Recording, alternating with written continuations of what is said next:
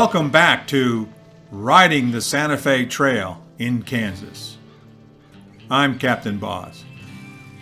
When we left Part 3, we learned that the Santa Fe Trail was instrumental in the U.S. victory during the Mexican-American War, and how by treaty the United States had annexed the territory, what is now the southwest United States, from the defeated Mexicans.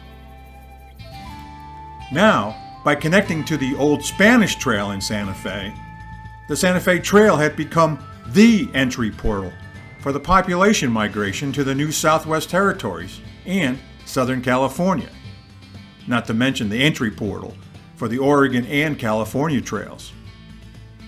Between 1850 and 1865, migration traffic exploded on the Santa Fe Trail as the rush was on for the people to claim new land in the West.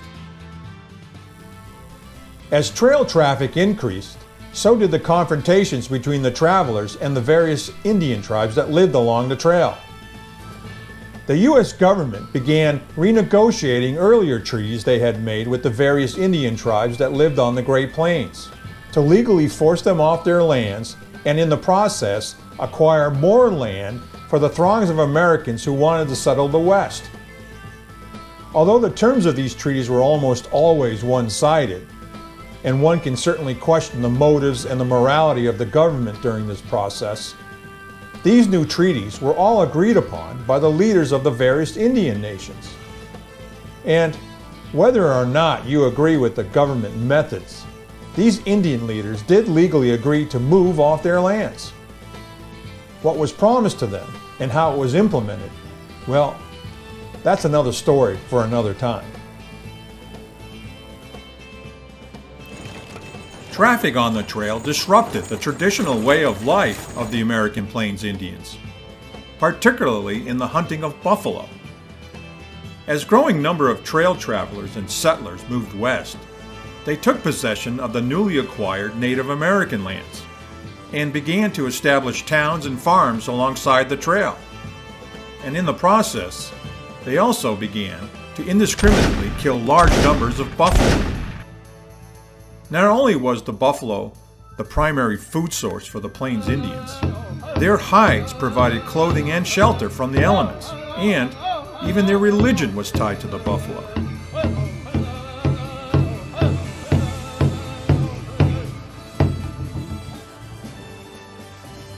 To the homesteader, the buffalo were a nuisance. The large wandering herds were trampling farmland and threatening towns that sprang up along the trail. These actions significantly increased tempers and incidents along the trail between whites and the Indians.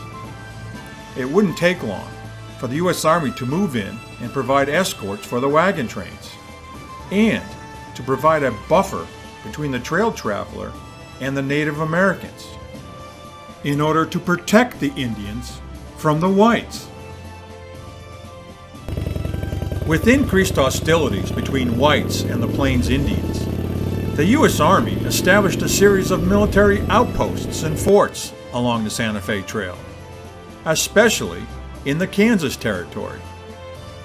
Forts such as Fort Leavenworth in 1827, Bent's Fort in 1833, Fort Mann in 1847, Fort Union in 1851, Fort Riley in 1853, Fort Larned in 1859, Fort Lyon in 1860, Fort Zara in 1864, and Fort Dodge in 1865 were established so that the Army could manage and control conflicts between American Indians and Santa Fe Trail travelers. As the military presence grew, freight and merchant operations also grew. In 1858, as many as 1,800 wagons traveling the Santa Fe Trail carried only military supplies for those Army posts on the trail. So, let's take a closer look at the route on the trail. Traders and/or settlers would make their way to Independence, Missouri from locations throughout the East, and then they would gather on the southern banks of the Missouri River. At a predetermined place, they would meet and then hire the man who would be their leader and scout, the trail boss. It would be the trail boss who would organize the wagons into a wagon train. Once the trail boss was ready, they would move out, cross into the Kansas territory, and then head southwest through the town of Westport. They would make their way crossing the wooded rolling hills of eastern Kansas, working their way to the first big stop on the trail, at the trail junction in Gardner. As we saw earlier, the Gardner Trail Junction was the location where the Santa Fe Trail split off into the Oregon Trail. The Oregon Trail, which would later split into the California Trail, went off to the northwest. The Santa Fe Trail would continue to the southwest. So, continuing down the Santa Fe Trail, the next big stop would be at the trail outpost known as Palmyra. They might stop for several days as they replenished supplies before moving on to the next stop, Council Grove.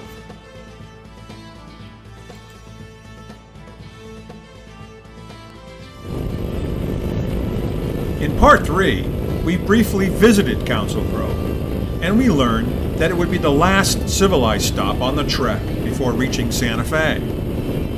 Council Grove would be the last opportunity to replenish supplies and make repairs to wagons, and then they would wait for other wagons to arrive, until the trail boss was satisfied that a sufficient number of wagons were present so they could be assembled into a larger wagon train, averaging about 200 wagons. From here on, the travelers would be journeying west through hostile territory, both from environmental concerns and in terms of potential hostile Indian encounters.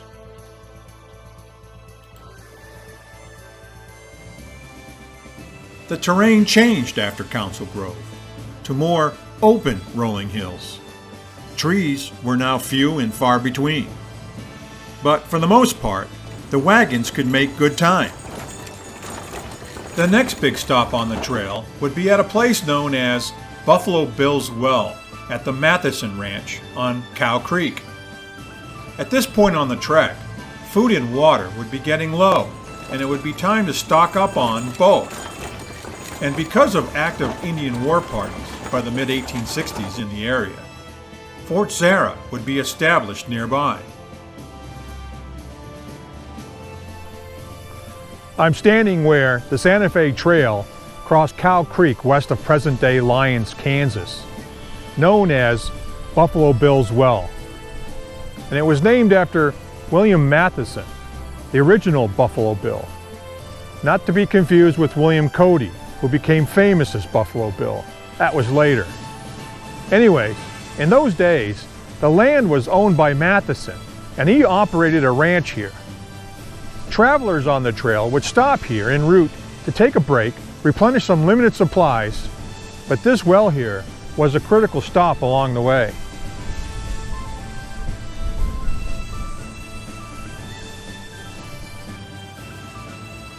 Mr. Mathewson was quite the character and a living legend on the Santa Fe Trail. One of the earliest settlers in the area, he had carved out a very impressive cattle ranch and had thrived in this very hostile area of the Great Plains. And he knew how to take care of himself. For 5 days in July of 1864, 600 Indians besieged a wagon train that had stopped at the nearby trading post that had been established near the well. When the Indian war party tried to overrun the post, Mathewson fired a field cannon into the charging Indians on horseback, scattering the attackers and scaring off the rest of the war party, thus ending the siege. He had single-handedly defeated an Indian attack, adding to his reputation along the trail. When asked where he got a military cannon, he responded that he had borrowed it from one of the army units that had recently passed through the area. And then there's the story on how he got his name, Buffalo Bill.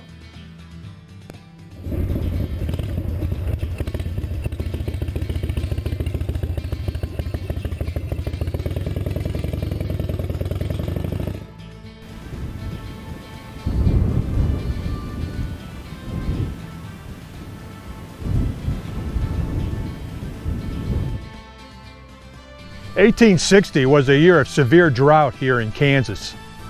During the drought, most of the crops were destroyed and many of the wagon train settlers were starving.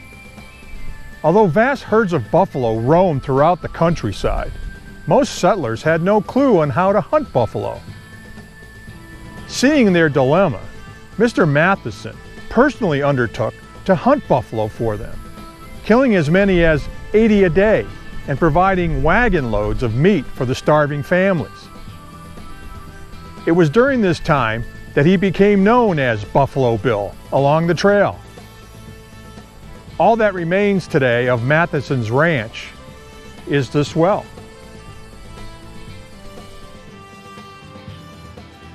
When you return for Part 5, we'll continue our journey down the Santa Fe Trail and see some other key landmarks on the way. And we'll discover other interesting characters and stories on the trail. Next time on History on a Hog.